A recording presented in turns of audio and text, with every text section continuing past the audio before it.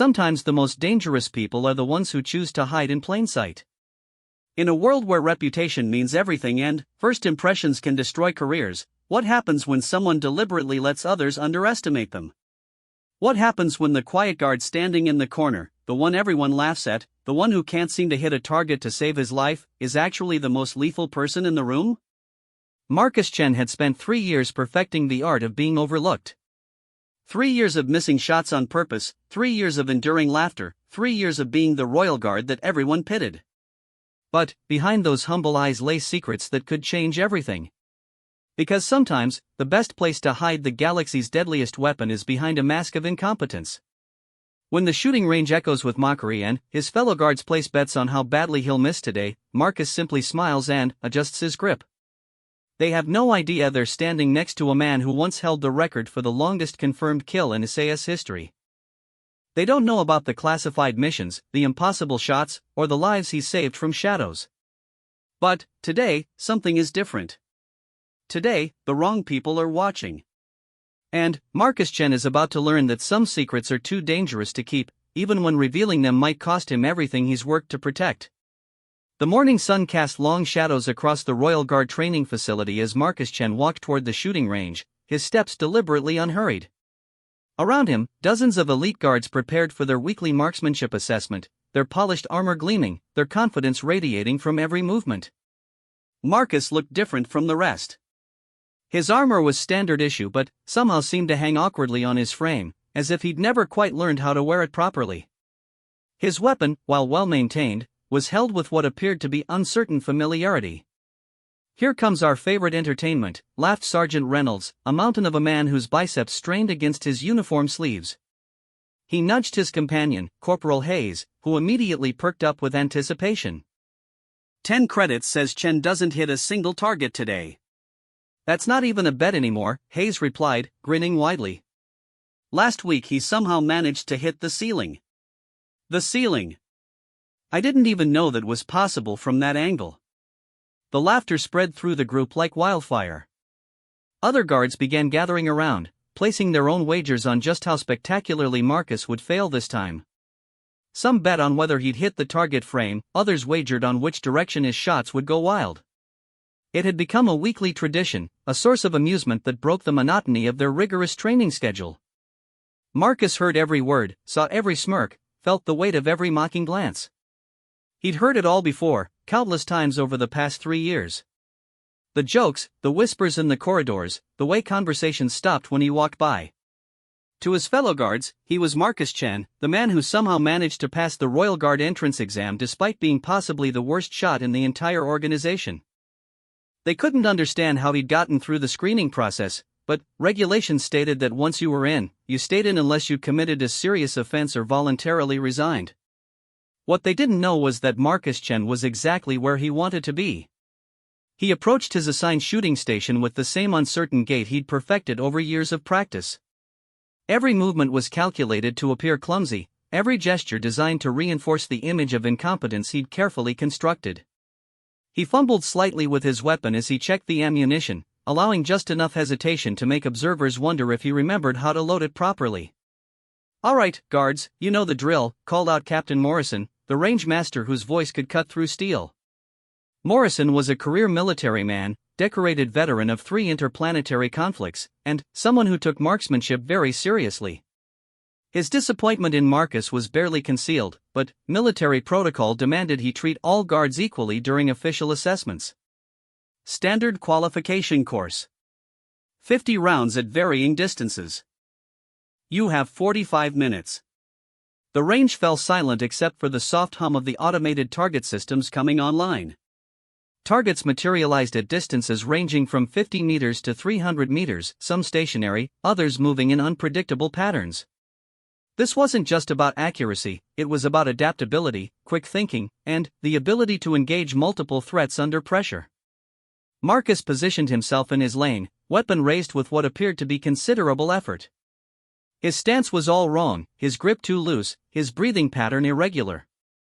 To any trained observer, he looked like someone who was about to embarrass himself thoroughly.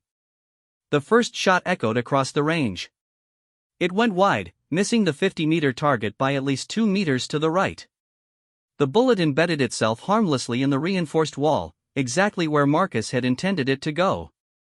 He frowned convincingly, adjusting his stance in a way that actually made it worse from a technical standpoint but looked like someone trying to correct a mistake.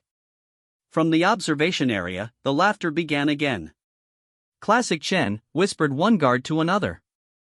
"How does he even hold a weapon the right way up?" Marcus fired again. This shot went high, sailing over his target and striking the wall behind it. He shook his head in apparent frustration, doing an excellent job of looking like someone who genuinely couldn't understand why his shots weren't connecting. What none of his observers realized was that each missed shot was placed with surgical precision. The first shot had avoided a small structural weak point in the wall that only someone with extensive engineering knowledge would know about. The second shot had deliberately avoided a sensor array that most people didn't even know existed. Every miss was calculated, every failure was intentional.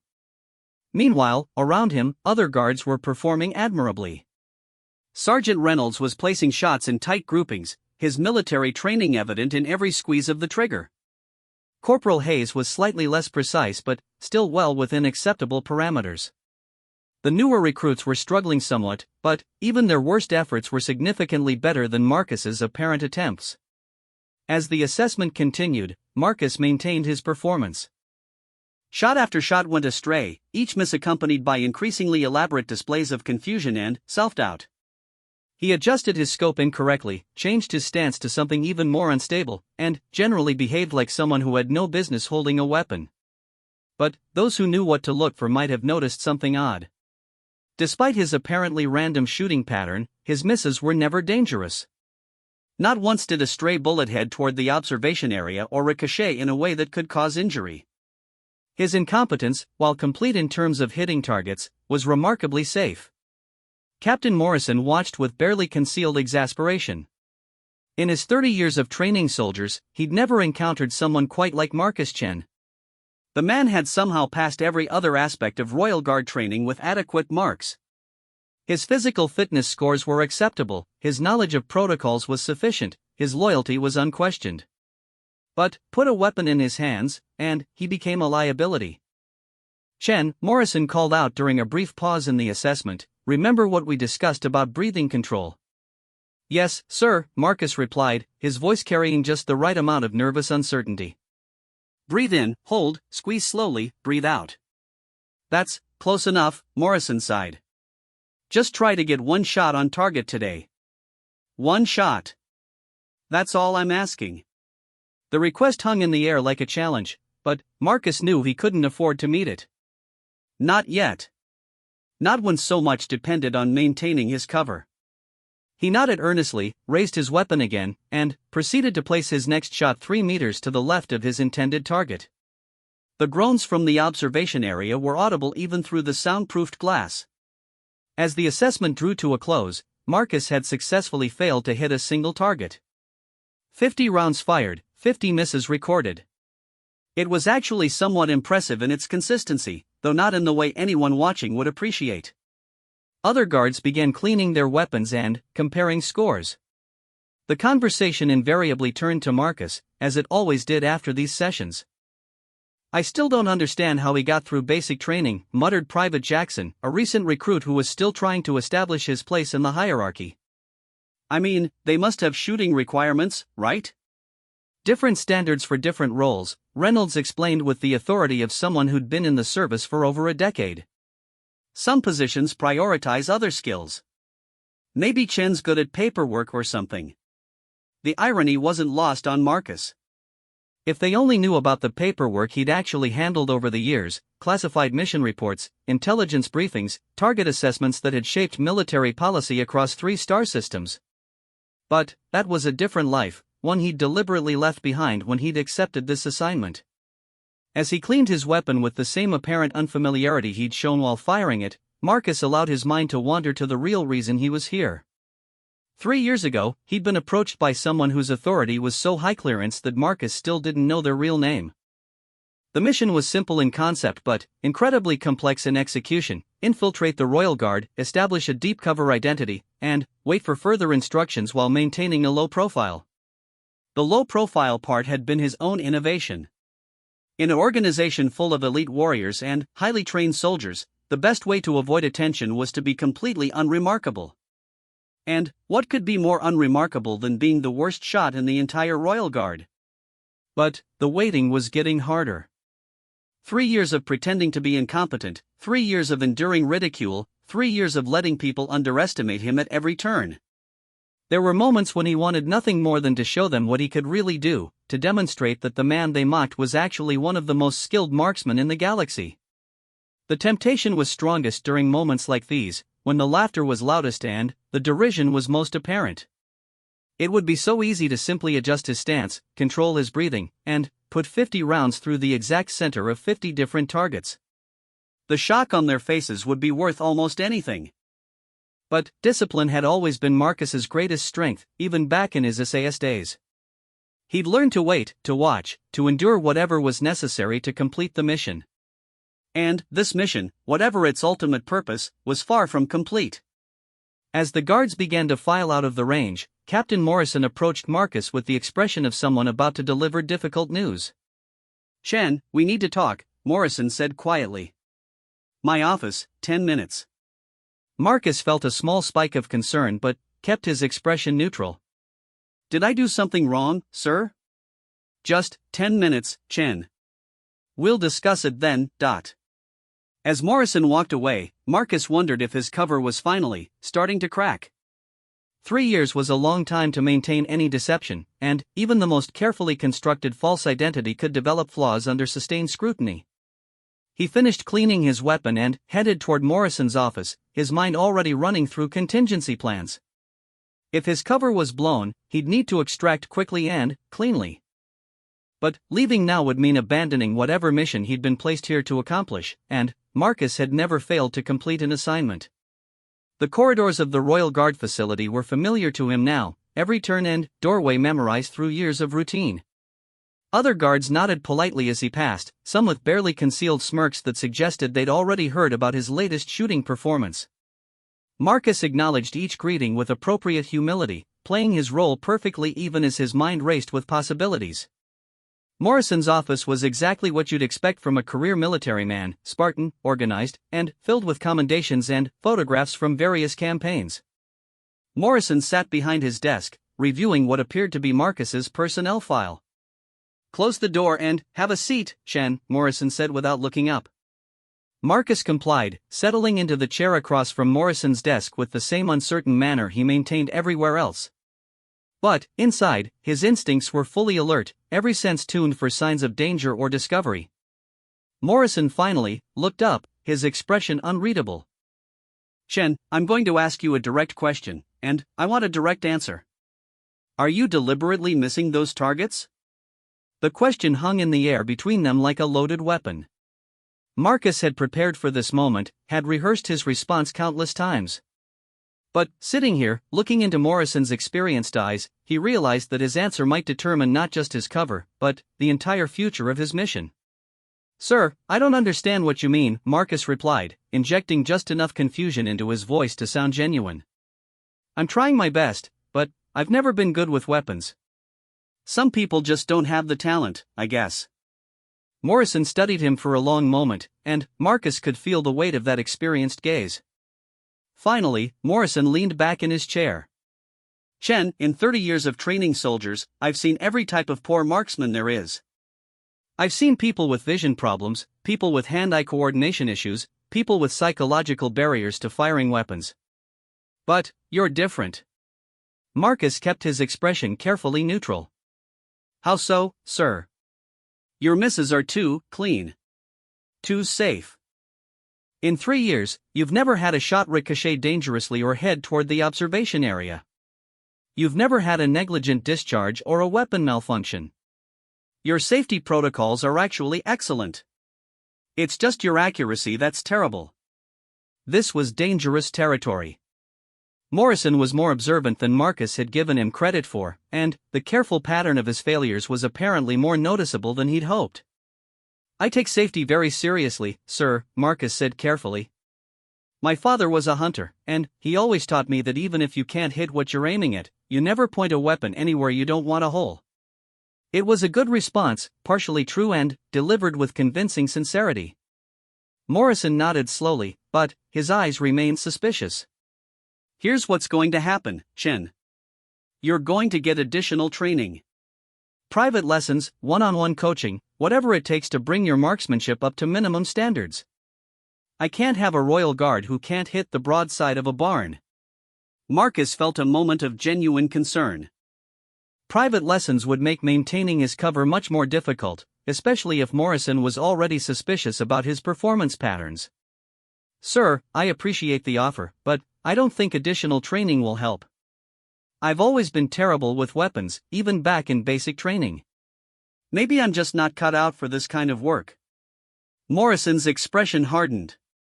Chen, let me be clear. This isn't a suggestion. Your marksmanship scores are so far below acceptable standards that I should have recommended you for dismissal months ago. The only reason you're still here is because your performance in every other area is adequate. But that patience has limits. The threat was clear, and Marcus realized he was trapped between maintaining his cover and keeping his position. If he continued to perform poorly, he'd be dismissed from the Royal Guard, which would end his mission before it had even truly begun. But if he started shooting accurately, it would raise questions about his previous failures that could be equally dangerous. I understand, sir. I'll do whatever it takes to improve. Good. Report to Range 7 tomorrow at 0600. Instructor Williams will be working with you one-on-one until we see significant improvement. Dismissed. As Marcus left Morrison's office, his mind was already racing with the implications of this new development. Private instruction would be much harder to fake than group assessments, especially if Instructor Williams was as experienced as Morrison seemed to think. He had less than 18 hours to figure out how to maintain his cover while showing enough improvement to satisfy Morrison's demands. It was a delicate balance that would require all of his skills as both a marksman and a spy. But, as he walked back to his quarters, Marcus couldn't shake the feeling that something larger was at play here. Morrison's sudden concern about his marksmanship seemed oddly timed, especially considering he'd been tolerating Marcus's poor performance for 3 years. Perhaps it was time to consider the possibility that his cover hadn't been as perfect as he'd thought. Perhaps someone else was watching him as carefully as he'd been watching everyone else. The game was about to become much more complicated. Marcus arrived at Range 7 15 minutes early, a habit that had served him well throughout his military career. The private training facility was smaller than the main range, designed for individual instruction rather than group assessments. The targets were more sophisticated, capable of complex movement patterns and variable distances that could challenge even experienced marksmen. Instructor Williams was already there, reviewing what appeared to be Marcus's training records on a portable tablet. Williams was a woman in her 40s, lean and precise in her movements, with the kind of focused intensity that suggested extensive combat experience. Her reputation within the Royal Guard was legendary. She had trained some of the finest marksmen in the organization and had a particular talent for identifying and correcting even the most stubborn shooting problems. "You must be Chen," she said without looking up from her tablet. Her voice carried the authority of someone accustomed to being obeyed without question. "I've been reading your assessment reports. 3 years of consistent failure. That's actually quite remarkable." Marcus shifted uncomfortably, maintaining his uncertain demeanor. "I know I'm not very good, ma'am. Captain Morrison said you might be able to help me improve." Williams finally looked up, studying him with the kind of analytical gaze that made Marcus feel like a specimen under a microscope. He forced himself to meet her eyes with appropriate nervousness, but, inside, he was evaluating her just as carefully. This woman was dangerous in a way that had nothing to do with weapons. She was intelligent, experienced, and clearly skeptical about his supposed incompetence. "Chen, in my experience, there are very few people who are genuinely incapable of learning to shoot accurately. Poor vision can be corrected, hand tremors can be managed, and psychological barriers can be overcome with proper training. But, according to your medical records, you have none of these issues." She set down the tablet and walked toward the weapons rack, selecting a standard-issue rifle with practiced efficiency. "So that leaves me with 2 possibilities. Either you're suffering from some kind of neurological condition that hasn't been diagnosed, or you're not trying as hard as you claim to be. The accusation hung in the air between them, and Marcus realized that Williams was even more perceptive than Morrison. This was going to be significantly more challenging than he'd anticipated. "Ma'am, I really am trying my best," he said, injecting just enough defensiveness into his voice to sound convincing. "I know my scores are terrible, but it's not for lack of effort." Williams handed him the rifle, watching carefully as he accepted it. Marcus made sure to handle it with his practiced clumsiness, though he noticed her eyes tracking every detail of his grip and stance. "Show me your standard firing position," she instructed. Marcus assumed the deliberately flawed stance he'd perfected over 3 years, making sure his weight distribution was wrong, his grip was too loose, and his sight alignment was completely off. To any observer, he looked like someone who had learned just enough to be dangerous to himself and others. Williams circled him slowly, like a predator studying prey. "Your stance is terrible, your grip is inconsistent, and you're not using your sights properly. But there's something interesting about how you hold the weapon." Marcus felt a spike of concern but kept his expression neutral. "What do you mean, ma'am?" "Despite all those technical problems, you handle the rifle like someone who's familiar with it.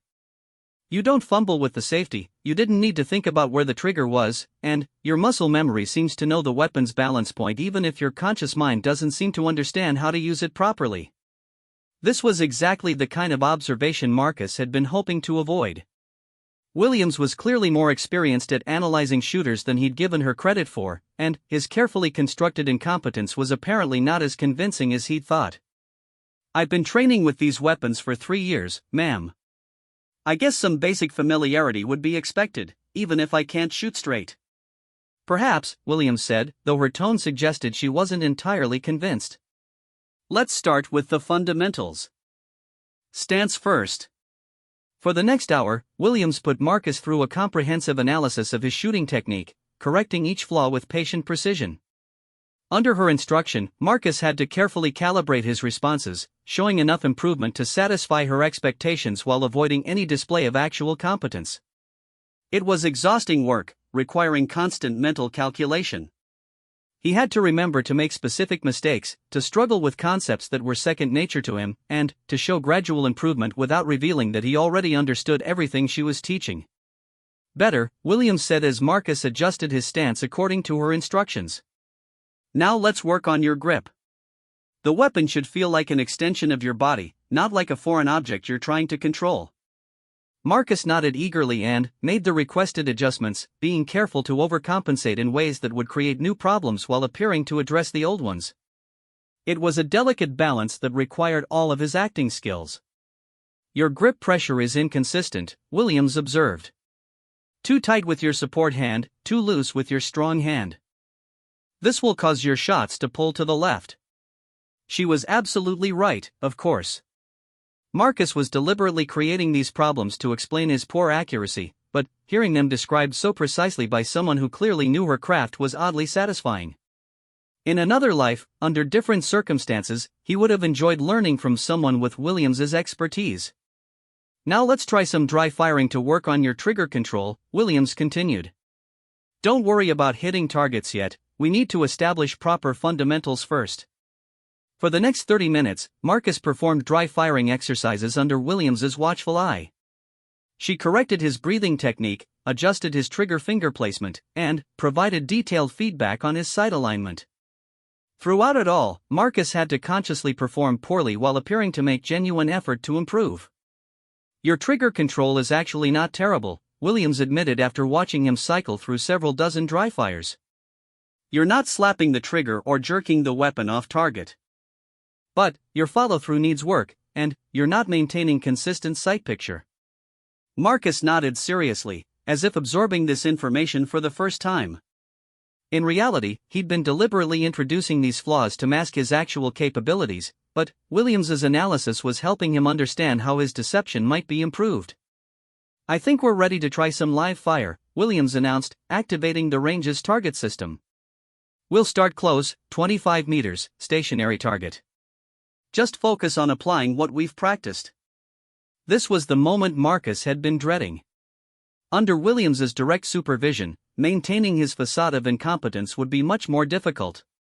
She would be watching his every movement, analyzing each shot, looking for patterns and problems that might reveal his true capabilities. Marcus approached the firing line with apparent nervousness, checking and rechecking his weapon in a way that suggested anxiety rather than professionalism. He assumed the stance Williams had taught him, but made sure to introduce subtle flaws that would affect his accuracy without being immediately obvious. Remember, slow and steady, Williams coached. Focus on your sight alignment and trigger control. Don't worry about where the shot goes, just execute the fundamentals properly. Marcus nodded, raised the rifle, and aimed at the target 25 meters away. For a moment, he allowed himself to see the target the way he would have during his SAS days, calculating windage, evaluating light conditions, estimating the exact point of impact. Then, he deliberately shifted his aim point slightly and squeezed the trigger. The shot hit the target, but in the outer ring, far from the center. It was the first time he'd actually hit a target in 3 years, and he made sure to look appropriately surprised and pleased by this minor success. "Well done!" Williams exclaimed, and her enthusiasm seemed genuine. "That's a significant improvement. You actually applied the techniques we just practiced." Marcus allowed himself a small smile of satisfaction, though inside he was calculating exactly how much improvement he could show without raising suspicions about his previous failures. "Let's try a few more," Williams suggested. "See if you can repeat that performance." Over the next 20 rounds, Marcus carefully calibrated his shooting to show gradual improvement while maintaining overall poor accuracy. He hit the target roughly half the time, with most hits falling in the outer rings. It was a dramatic improvement over his previous zero-hit performances, but still far from competent by Royal Guard standards. Williams studied the target through binoculars, analyzing the shot grouping with professional interest. "Your shots are scattered, but there's a definite improvement in your hit probability. The fundamentals training is working." She lowered the binoculars and looked at Marcus with something that might have been approval. "Chun, I have to admit, I was skeptical about whether you could be helped. But this session has shown real progress. Your natural hand-eye coordination is actually better than your previous scores suggested." This was exactly the kind of comment Marcus had been hoping to avoid. Williams was clearly intelligent enough to recognize that his improvements were too significant to be explained by a single training session, which could lead to uncomfortable questions about his previous performances. "I think having individual attention makes a big difference," Marcus replied carefully. "In group sessions, I always felt rushed and nervous. This is much more comfortable." It was a reasonable explanation that might account for some improvement, but Marcus could see that Williams was still analyzing everything with professional skepticism. "We'll continue these sessions 3 times a week until your scores reach acceptable levels," Williams announced. "Based on today's progress, I think we can have you shooting at minimum qualification standards within a month." A month of intensive individual training with someone as perceptive as Williams would be extremely challenging to maintain his cover through. Marcus realized he was going to need help, either from his handlers or from circumstances that might provide him with an excuse to avoid such close scrutiny. "Thank you, ma'am. I really appreciate you taking the time to work with me individually. It's my job, Chen. And, frankly, it's an interesting challenge. I've never worked with someone who showed such dramatic improvement in a single session after years of consistent failure." The comment was delivered casually, but Marcus could hear the underlying suspicion. Williams was clearly too experienced to believe that fundamental shooting skills could improve as quickly as his had today. As they cleaned the weapons and prepared to leave the range, Williams made one more observation that sent a chill through Marcus's carefully maintained composure. "Chen, can I ask you something personal?" Marcus tensed slightly but kept his voice casual. "Of course, ma'am. Have you ever done any hunting? Sports shooting? Anything with firearms outside of your military training?" The question seemed innocent enough, but Marcus recognized it as a probe. Williams was looking for some explanation for his apparent familiarity with weapons that didn't match his supposed incompetence. "A little hunting with my father when I was younger," Marcus replied, sticking to the story he'd told Morrison. "But nothing serious. Mostly just walking around in the woods pretending to be outdoorsmen." Williams nodded, but Marcus could see her filing this information away for future consideration. She was building a profile of him, trying to reconcile the contradictions she was observing. Well, regardless of your background, today showed real promise. Same time day after tomorrow? Yes, ma'am. I'll be here. As Marcus left Range 7, he felt the weight of increased scrutiny settling on his shoulders like a heavy cloak. Williams was clearly suspicious about his rapid improvement, and continuing these private sessions would only give her more opportunities to analyze inconsistencies in his performance. He needed to find a way to slow down his apparent progress without completely reverting to his previous level of incompetence. It was a delicate balance that would require careful planning and execution. But, as he walked back to his quarters, Marcus couldn't shake the feeling that his time as the Royal Guard's worst marksman was rapidly coming to an end. Whether that was because his cover was about to be blown or because his real mission was finally about to begin remained to be seen. That evening, as he reviewed his performance during the training session, Marcus noticed something that concerned him even more than Williams's suspicions. He had genuinely enjoyed the opportunity to demonstrate even limited shooting skills after 3 years of deliberate failure. The satisfaction of hitting targets, even poorly, had been more rewarding than he'd expected. This was dangerous. If he was beginning to tire of his cover identity, if he was starting to crave recognition for his real abilities, then he was at risk of making mistakes that could compromise everything. Marcus had always prided himself on his discipline and patience, but 3 years was a long time to maintain any deception. He was going to need to be more careful than ever, especially now that people like Morrison and Williams were watching him with increased attention. The next few weeks would determine whether Marcus Chen could continue his role as the Royal Guard's most incompetent marksman, or whether circumstances would finally force him to reveal the deadly skills he'd been hiding all along. 2 weeks into his intensive training with instructor Williams, Marcus found himself walking an increasingly narrow tightrope between improvement and suspicion. His carefully calibrated progress had brought his shooting scores up to barely acceptable levels, still far from impressive, but no longer the source of outright mockery they had once been. The change in how his fellow guards treated him was subtle but noticeable. Where once there had been open laughter and ridicule, now there was a grudging acknowledgement that Marcus Chen might not be completely hopeless after all. The betting pools about his failures had largely disappeared, replaced by more conventional topics of conversation. Marcus wasn't sure if this was an improvement or a complication. "Not bad, Chen," Sergeant Reynolds commented after their latest group assessment. Marcus had managed to hit roughly 70% of his targets, a dramatic improvement from his previous 0% hit rate, but still mediocre by Royal Guard standards. "Williams must be working miracles with you." "She's an excellent instructor," Marcus replied with appropriate humility. "I'm finally starting to understand what I was doing wrong all these years." It was a Tuesday morning when everything changed. Marcus was in the middle of his private session with Williams, working on what she called advanced target engagement, multiple targets at varying distances with time constraints. He was deliberately performing at his carefully calculated mediocre level when the range door opened unexpectedly. "Don't stop on my account," said a voice that made Marcus's blood run cold. Director Sarah Kane stepped into Range 7 with the confident stride of someone accustomed to command. Kane was the head of Royal Guard Intelligence, a position that existed in the shadows between military leadership and civilian oversight.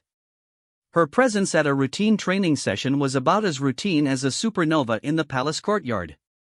Marcus continued his exercise, placing shots in the outer rings of targets with practiced inconsistency, but his mind was racing. Kane's appearance could not be coincidental. In 3 years of maintaining his cover, he had never attracted the attention of anyone at her level. Williams immediately snapped to attention. "Director Kane. I wasn't expecting you today, ma'am." "At ease, instructor. I'm just observing." Kane's eyes were fixed on Marcus with the kind of analytical intensity he'd learned to associate with very dangerous people. "Carry on with your training."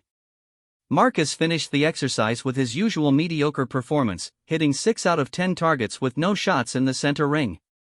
It was exactly the kind of improvement that should suggest competent instruction rather than concealed ability. "Interesting," Kane murmured, more to herself than to anyone else. Williams began her standard post-exercise analysis, pointing out the flaws in Marcus's technique and suggesting corrections for future sessions. But Marcus could feel Kane's attention like a weight on his shoulders, studying every movement, every response, every micro-expression.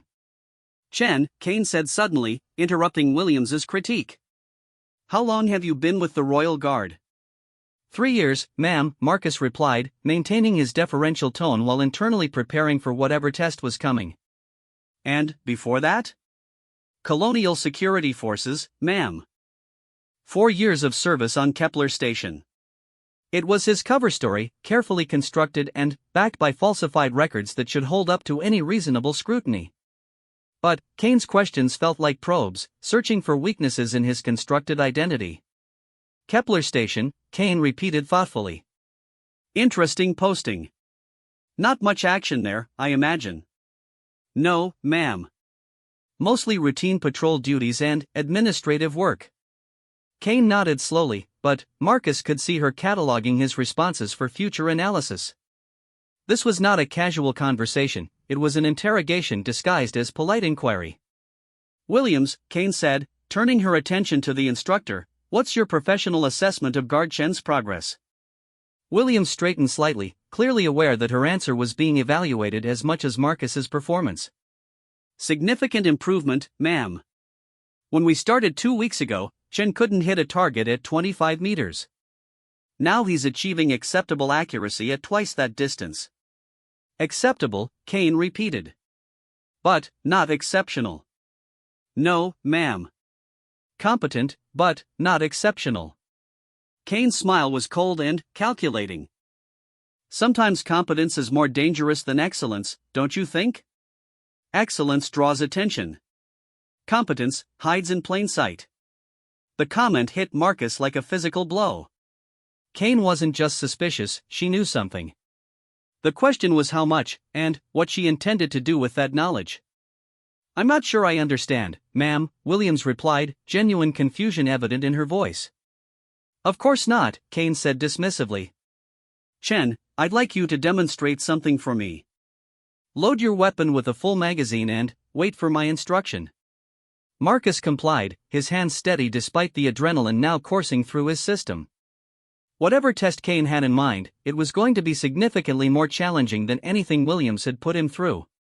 Kane activated the range's most advanced target system, something Marcus had never seen used during his training sessions. Multiple targets appeared at varying distances, some moving in complex patterns, others appearing and disappearing at random intervals. It was the kind of scenario designed to challenge elite marksmen, not someone with Marcus's supposed skill level. "This is a tactical scenario," Kane explained.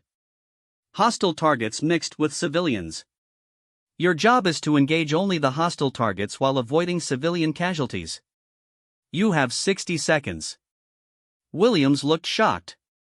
"Ma'am, with respect, Chen isn't ready for this level of exercise. He's just reached basic competency with stationary targets." "I'm sure he'll do his best," Kane replied, her eyes never leaving Marcus. "Won't you, Chen?" Marcus found himself at a crossroads. The scenario Kane had created was impossible to complete successfully without revealing significant tactical skills. But refusing to attempt it would be equally suspicious. His carefully maintained cover was about to be put to the ultimate test. "I'll try, ma'am," he said, raising his weapon with apparent uncertainty. The targets began their complex dance, hostiles and civilians weaving between each other in patterns that would challenge any marksman. Marcus watched for several seconds, appearing to analyze the situation while actually calculating angles, timing, and the precise sequence of shots that would complete the scenario successfully. Then, he made his choice. Marcus opened fire with smooth, controlled bursts that bore no resemblance to the hesitant, inaccurate shooting he'd displayed for 3 years. Each shot was precisely placed, each target engaged at the optimal moment in its movement pattern. Hostile targets dropped with surgical precision while civilian targets remained untouched. In 47 seconds, he had successfully engaged all hostile targets without a single civilian casualty. The range fell silent except for the hum of the target system resetting. Williams stared at him in complete shock. Where did that come from?" Kane, however, was smiling with the satisfaction of someone whose theory had just been confirmed. "Excellent work, Guard Chen. Or should I say, Sergeant Major Chen, SAS 22nd Regiment? The false identity Marcus had maintained for 3 years crumbled in an instant. Kane knew exactly who he was, which meant she also knew why he was here. The only question was whether she was friend or enemy. I don't know what you mean, ma'am, Marcus replied, but, even as the words left his mouth, he knew they were pointless. Kane laughed, a sound devoid of humor. Marcus Chen, age 34, born on New Glasgow Colony. Enlisted in the SAS at 18, spent 12 years with the 22nd Regiment's Sniper Division. Current holder of the longest confirmed kill record in human space, 4.7 kilometers on Vega Prime during the rebellion. Recruited for deep cover assignment 3 years ago by parties unknown. Each revelation hit like a hammer blow. Kane didn't just know his real identity, she knew details about his service record that were supposed to be classified at the highest levels. Williams was looking back and forth between them like someone watching a tennis match, clearly trying to process information that didn't make sense. Ma'am, I don't understand what's happening here. What's happening, Kane said, her voice taking on a harder edge, is that we've uncovered a spy embedded in the Royal Guard. The question now is who sent him and what his real mission is. Marcus felt his training take over, his mind automatically shifting into the patterns of analysis and preparation that had kept him alive through dozens of dangerous missions. If Kane intended to expose him, he needed to be ready for whatever came next. But something in her tone suggested this wasn't a simple case of counterintelligence discovering an enemy agent. Kane seemed more curious than hostile, more interested in negotiation than elimination. Williams, Kane continued, you're to say nothing about what you've witnessed here today. This is now classified at the highest levels. One word to anyone, and you'll find yourself reassigned to a weather station on the outer rim. Are we clear? Yes, ma'am, Williams replied, though she still looked confused and concerned. Good. Return to your duties. Guard Chen and I need to have a private conversation. Williams gathered her equipment and left the range, casting worried glances back at Marcus as she went. When the door closed behind her, Kane's demeanor shifted subtly, becoming less official and more conversational. Relax, Chen. If I wanted you dead or imprisoned, you wouldn't have made it out of bed this morning. Marcus lowered his weapon but remained ready for sudden movement. What do you want? What I want, Kane said, settling into one of the range's observation chairs, is to understand why one of the galaxy's most elite marksmen spent 3 years pretending to be incompetent. More specifically, I want to know who gave you that assignment and what they're planning. I'm afraid I can't help you with that information. Kane smiled again, but this time it seemed almost approving. Professional loyalty. I respect that. But, Chen, you need to understand something, your handlers, whoever they are, didn't clear this assignment with Royal Guard intelligence. That makes you an unauthorized asset operating on my territory. This was news to Marcus. His assignment had come through channels so highly classified that he'd assumed it had full governmental approval. The possibility that he'd been inserted into the Royal Guard without proper authorization opened up a range of troubling possibilities. I was told this was a legitimate intelligence operation, Marcus said carefully. I'm sure you were. But, legitimate according to whom? The Defense Ministry? Civilian intelligence? The Palace Security Council? Because none of those organizations requested or approved the placement of a deep cover asset in my organization. Kane stood up and walked closer to Marcus, her expression becoming more serious. Chen, I think you've been used. Someone with significant resources and high-level access placed you here without going through proper channels. The question is why? Marcus felt a cold certainty settling in his stomach. 3 years of his life, 3 years of enduring mockery and maintaining a false identity, and it was beginning to look like he'd been manipulated by someone playing a deeper game. What makes you think my assignment isn't legitimate? Because, Kane said, 6 months ago, we received intelligence suggesting that someone was planning an assassination attempt against a member of the royal family. The target, timing, and method were all unknown, but one detail stood out: the intelligence suggested the assassin might already be embedded within the palace security structure. The implications hit Marcus like a physical blow. If Kane's intelligence was accurate, then his 3-year assignment might have been designed not to position him for a mission, to position him as a suspect when something went wrong. "You think I'm the assassin," Marcus said. "I think you're a very skilled marksman who's been hiding his abilities for 3 years while embedded in palace security. From a certain perspective, that fits the profile perfectly." Kane's logic was sound, and Marcus realized how his situation must appear to anyone investigating potential threats. He was exactly what a paranoid security director would be looking for, a hidden asset with the skills to carry out a high-level assassination. "But," Kane continued, "I don't think you are the assassin. If you were, you would never have revealed your skills just now, no matter what I asked you to do. An assassin would have maintained his cover until the moment of action. Then, why reveal that you know who I am?" Kane's smile returned, but this time it carried a hint of conspiracy rather than threat. "Because, Chen, I think we're both being played by someone with a very sophisticated plan. And I think the only way we're going to figure out what that plan is, and stop it, is if we work together." The proposition hung in the air between them like an offered alliance. Marcus realized that his carefully controlled situation had just become exponentially more complicated, but also potentially more dangerous. "What exactly are you proposing?" "I'm proposing that you continue your role as the improving but still mediocre marksman while working secretly with Royal Guard intelligence to identify the real threat. We need to find out who placed you here and why, before they activate whatever plan they've been developing for the past 3 years. Marcus considered the offer carefully. Working with Kane would mean abandoning his original mission, whatever it had been, but it might also be his only chance to avoid being framed for a crime he had no intention of committing. "And if I refuse?" Kane's expression hardened slightly. "Then, you'll be detained as a security threat pending a full investigation. Which, given the current political climate, could take months or years to resolve." It wasn't much of a choice, but Marcus had been in worse situations. At least working with Kane offered the possibility of discovering the truth about his assignment and the mysterious handlers who had recruited him 3 years ago. "All right," he said finally. "But I want full disclosure about what you know and what you suspect." "Agreed. But first, we need to make sure your cover remains intact. As far as anyone else knows, you're still Guard Chen, the mediocre marksman who's finally starting to improve under expert instruction." Kane headed toward the door, then paused and looked back at him. "Oh, and, Chen? That demonstration of yours was quite impressive. 4.7 kilometers really is an exceptional shot, even by SAS standards." As she left, Marcus realized that his life had just become significantly more complicated. After 3 years of waiting for orders that never came, he was finally about to discover what game he'd been unknowingly playing. The only question was whether he'd be a player or a pawn when the final moves were made.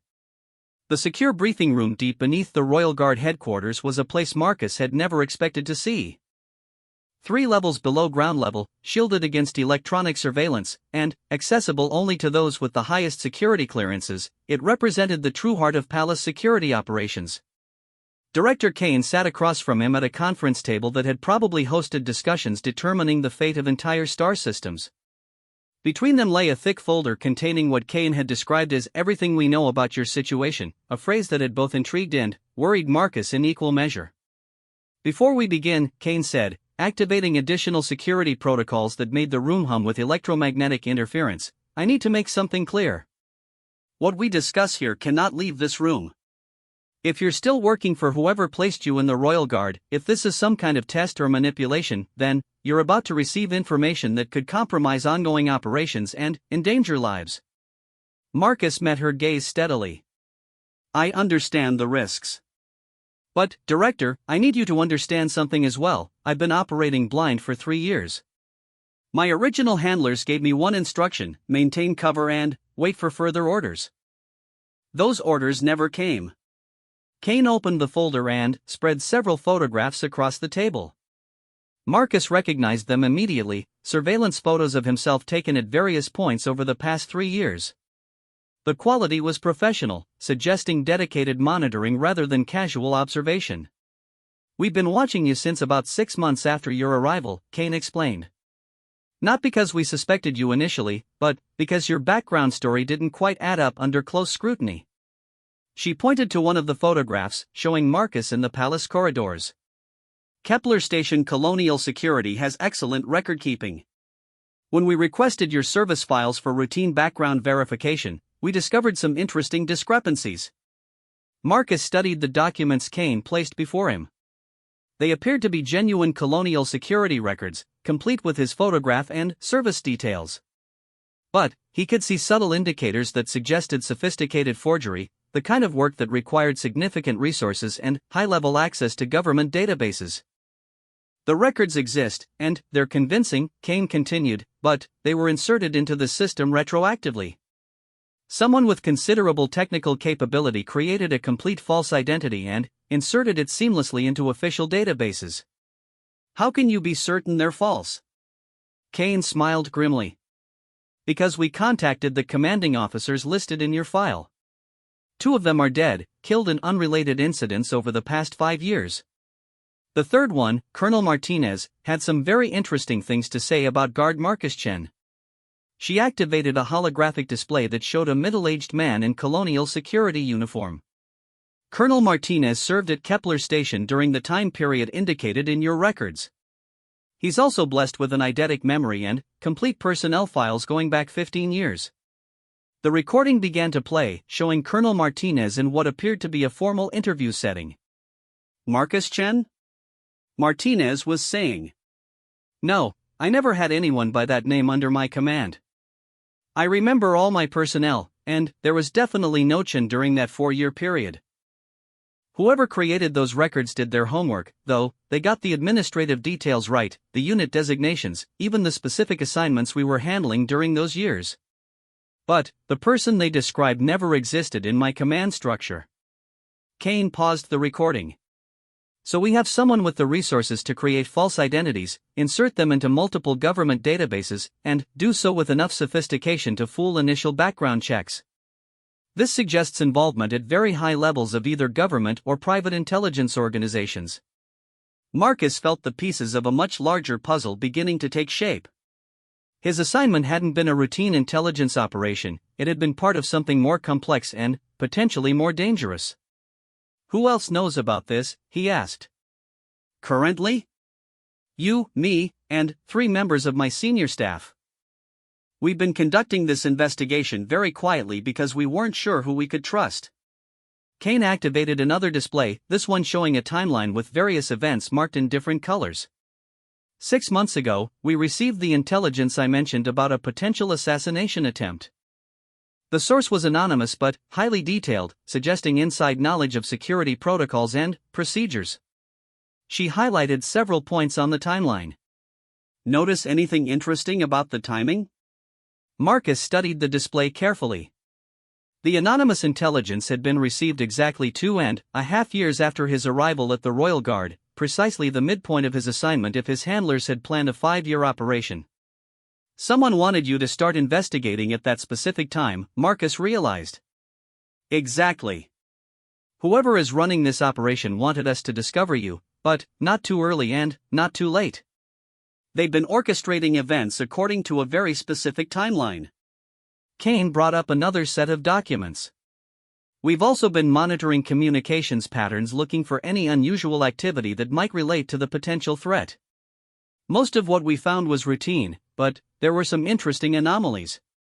The display showed communication logs and data patterns that meant nothing to Marcus, but Kane's explanation made their significance clear. Starting about 8 months ago, we detected increased encrypted communication traffic between the palace and several off-world locations. The encryption is military grade, and the patterns suggest operational planning rather than routine diplomatic correspondence. Someone's been planning something for months, Marcus said. Or years. The communication patterns show signs of long-term development, with increasing frequency and complexity over time. Whatever this operation is, it's been in planning for a very long time. Kane closed the folder and leaned back in her chair. Chen, I'm going to share with you my working theory about what's happening here, but I want your honest assessment of how it fits with your experience. Marcus nodded, though he was beginning to suspect that Kane's theory would be more disturbing than anything he'd imagined. I believe someone has been planning a false flag operation designed to destabilize the monarchy and justify significant changes in how the government operates. They needed a credible threat to point to, so they created you, a highly skilled operative embedded in palace security who could theoretically carry out an assassination.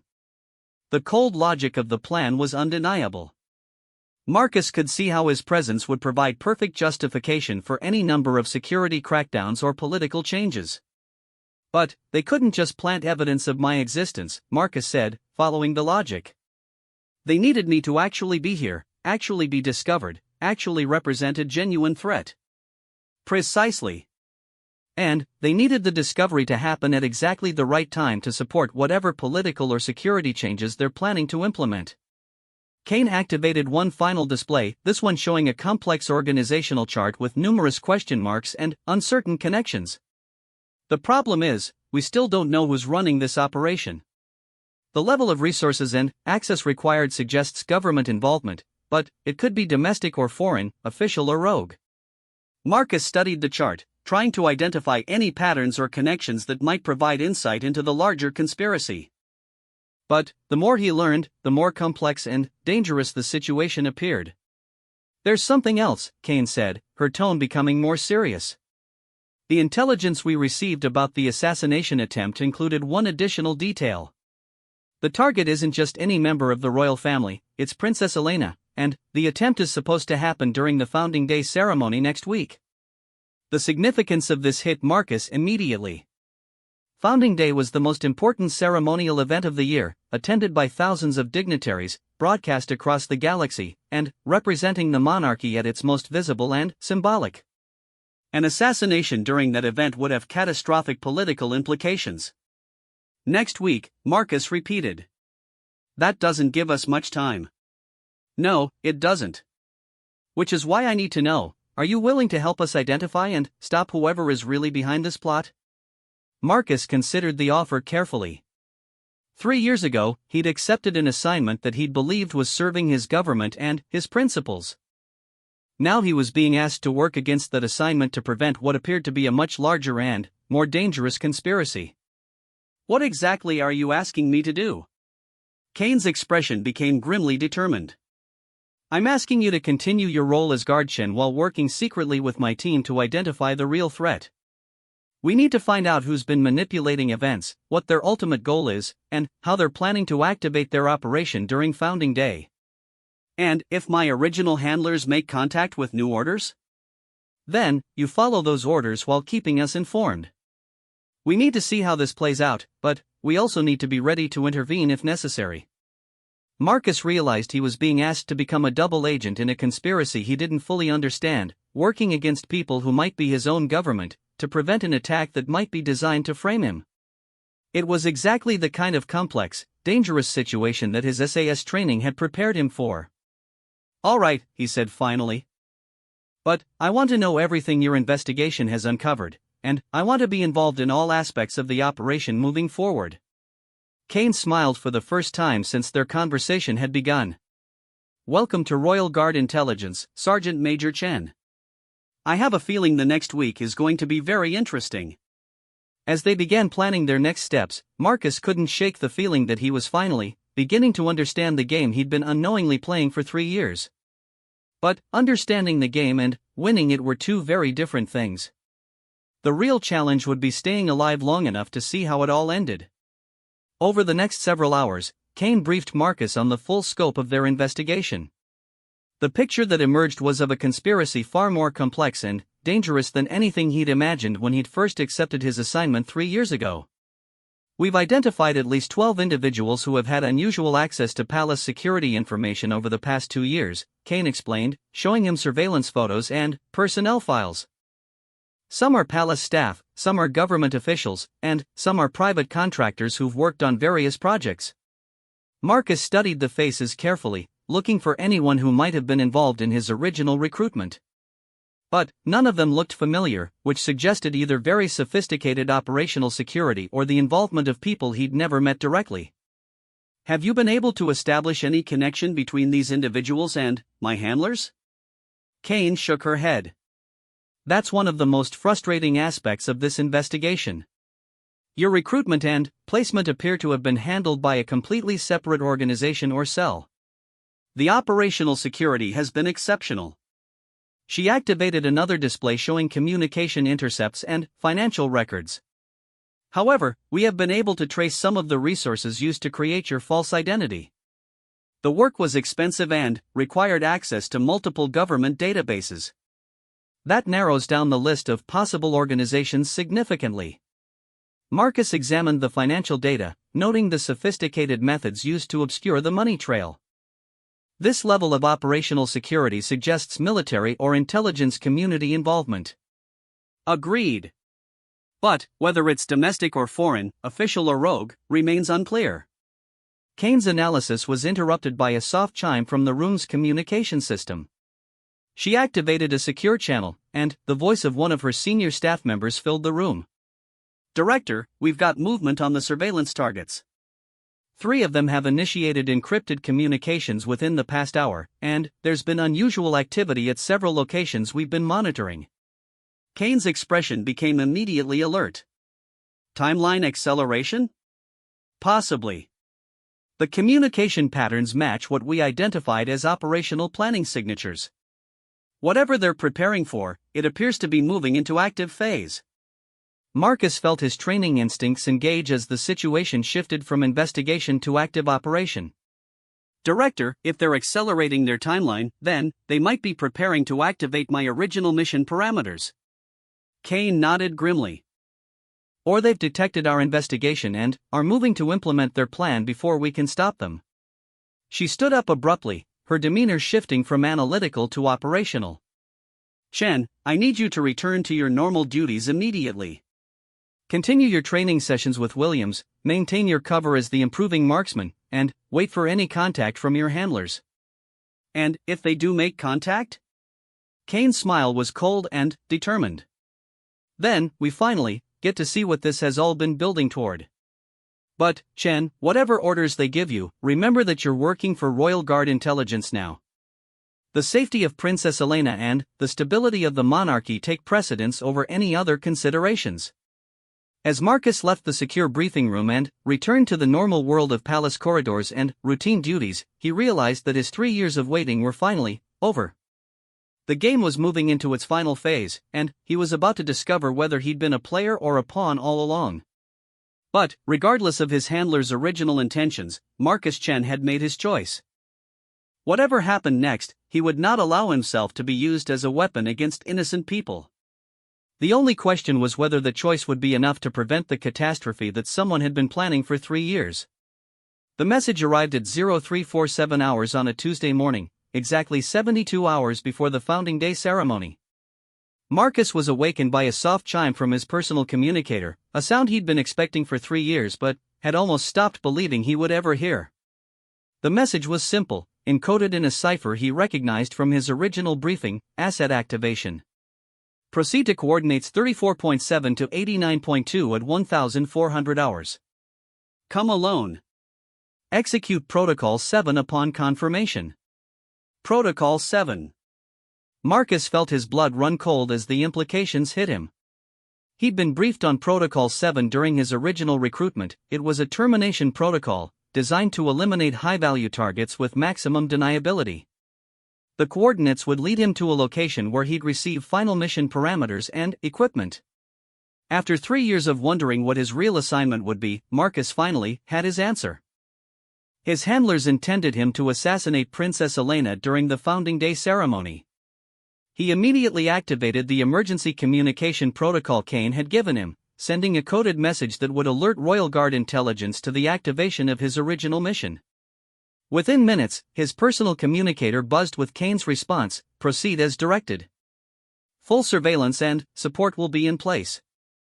Marcus spent the morning maintaining his normal routine while mentally preparing for what might be his most dangerous mission ever. The irony wasn't lost on him. He was about to undertake an assassination mission in order to prevent an assassination.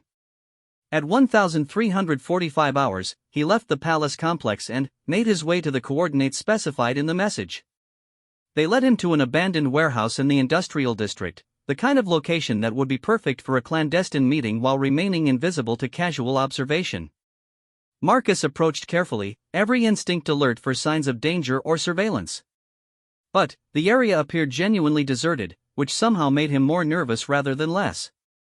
Professional operations rarely left things to chance, and the apparent lack of security suggested either exceptional confidence or a carefully prepared trap. The warehouse door opened as he approached, revealing a figure he'd hoped never to see again. Colonel Harrison Steele had been Marcus's commanding officer during his final year with the SAS, a decorated veteran whose tactical brilliance was matched only by his ruthless pragmatism. Steele had been instrumental in some of the most classified operations in recent military history, and his presence here confirmed Marcus's worst fears about the scope and legitimacy of the conspiracy he'd uncovered. "Hello, Marcus," Steele said, his voice carrying the same calm authority Marcus remembered from their previous service together. "It's been too long." Marcus stepped into the warehouse, noting the tactical positioning of at least 3 additional personnel he couldn't see clearly in the shadows. Whatever this was, Steele had come prepared for multiple contingencies. "Colonel, I have to admit, I wasn't expecting to see you again." Steele smiled, but it didn't reach his eyes. "I imagine you have questions about your assignment." 3 years is a long time to wait for activation, but some operations require extensive preparation and perfect timing. Marcus nodded, playing his role as the loyal operative while every word was being recorded by the surveillance equipment Kane's team had embedded in his clothing. "I'm ready to receive my mission parameters, sir." Steele activated a holographic display that showed detailed schematics of the Founding Day ceremony venue. Marcus recognized the palace's main ceremonial courtyard, where Princess Elena would be delivering her traditional address to the assembled dignitaries and media representatives. "Your target is Princess Elena," Steele said without preamble. "The shot will be taken from this position during her speech, maximum impact for both symbolic and practical purposes." The display highlighted a building approximately 800 meters from the ceremonial platform, a challenging shot, but well within Marcus's demonstrated capabilities. What made it particularly elegant from an operational standpoint was that the building housed several other palace security positions, making it the perfect location to frame a rogue royal guard for the assassination. "Sir, may I ask about the larger objectives of this mission?" Steele's expression became more serious. "Marcus, the monarchy has become a barrier to necessary political and military reforms. Princess Elena represents the continuation of an outdated system that's preventing humanity from responding effectively to emerging galactic threats." It was exactly the kind of rationalization Marcus had expected, a mixture of legitimate concerns and convenient justifications that would allow Steele and his conspirators to convince themselves they were serving the greater good. "The assassination will create the political instability necessary to implement emergency protocols and establish a more effective government structure," Steele continued. "Your role, unfortunately, will be that of the identified assassin. The evidence will show that you've been planning this for months, using your position in the Royal Guard to gather intelligence and prepare for the attack." Marcus felt a chill as the full scope of the plan became clear. Not only was he being used as the weapon, but he was also being set up as the scapegoat. His 3 years of maintaining cover as an incompetent marksman had been designed to make his sudden demonstration of lethal skill appear to be the result of secret planning rather than revealed capability. "I understand, sir. When do I receive the final equipment and positioning instructions?" Steele handed him a sealed package that Marcus recognized as containing specialized ammunition and targeting equipment. "Everything you need is here. You'll take position at 1130 hours, 30 minutes before the ceremony begins. The shot should be taken during the 3rd paragraph of the princess's speech, when media attention will be focused entirely on her." Marcus accepted the package while noting the weight and dimensions for Kane's later analysis. "What about extraction protocols?" Steele's smile was cold and final. "There are no extraction protocols, Marcus. You'll be eliminated immediately after taking the shot, as a dangerous assassin who refused to surrender. Clean, simple, and completely deniable." The casual way Steele described his planned execution confirmed everything Kane had suspected about the conspiracy. Marcus was never meant to survive this operation. He'd been a disposable asset from the moment he'd accepted the assignment 3 years ago. "I see. Well, sir, it's been an honor serving under your command." "The honor has been mine, Marcus. You've been an exemplary soldier, and your sacrifice will serve a greater purpose than you might realize."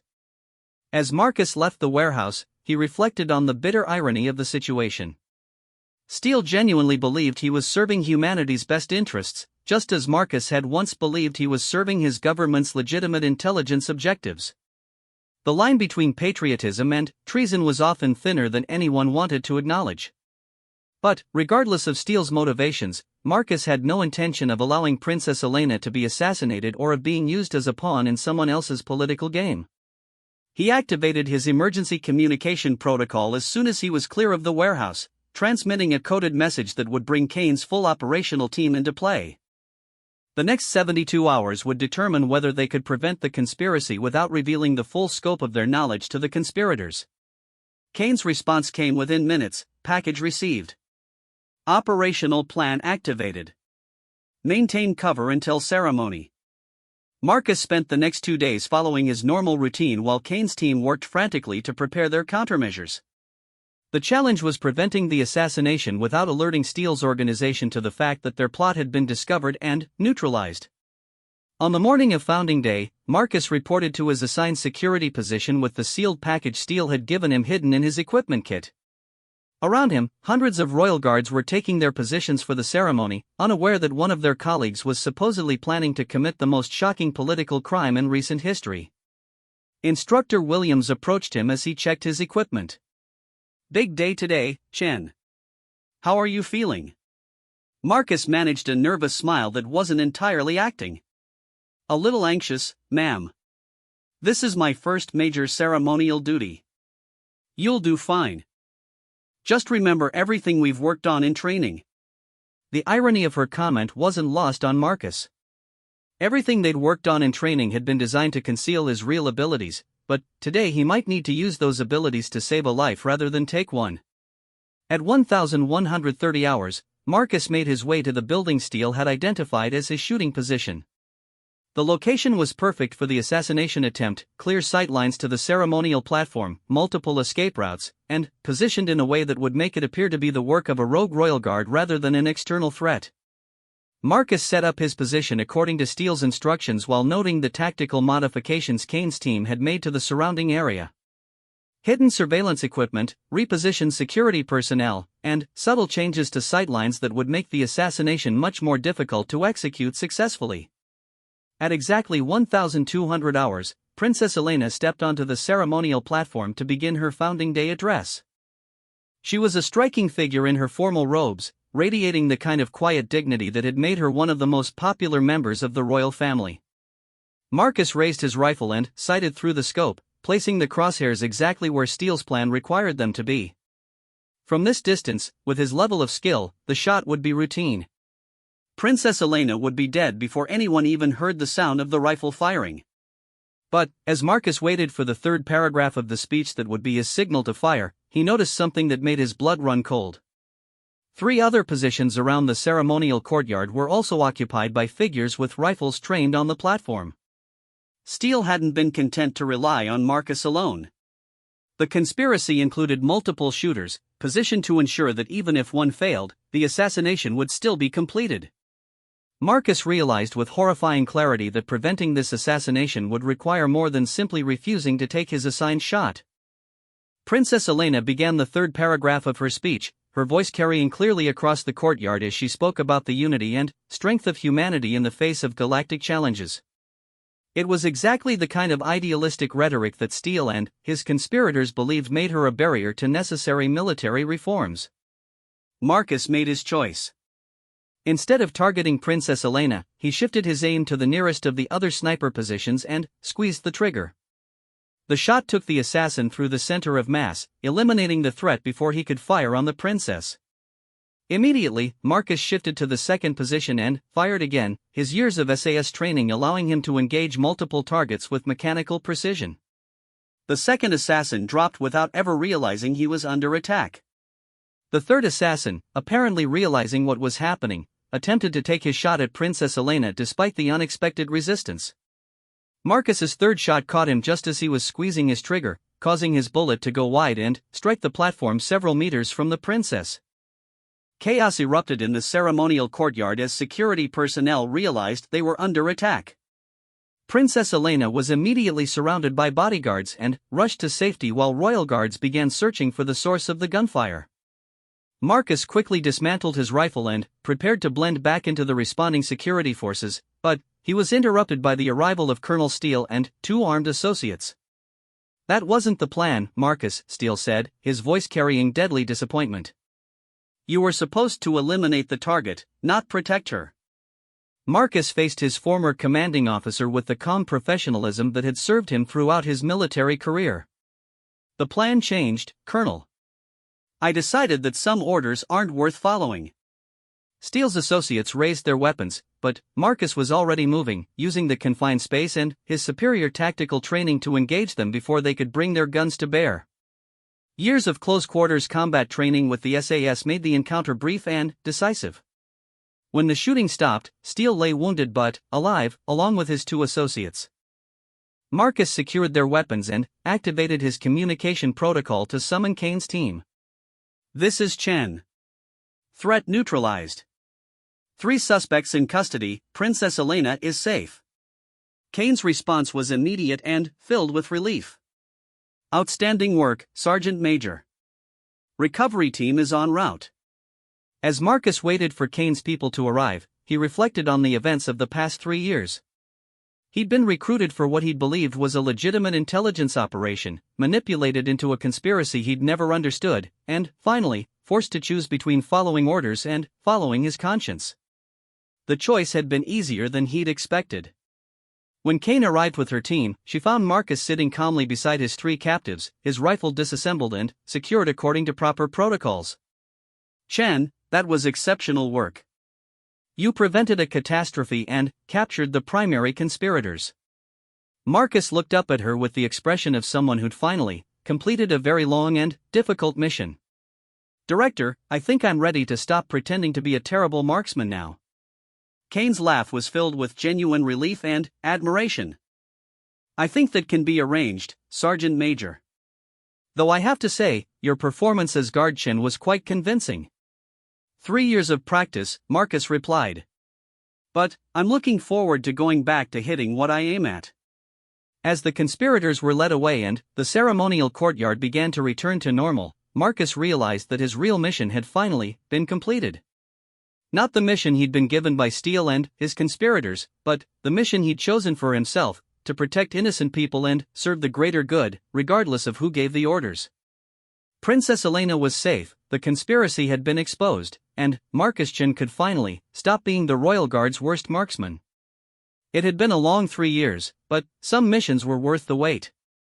The galaxy's most dangerous secret agent could finally come in from the cold, and, perhaps more importantly, he could finally hit the targets he was aiming at without having to pretend it was an accident.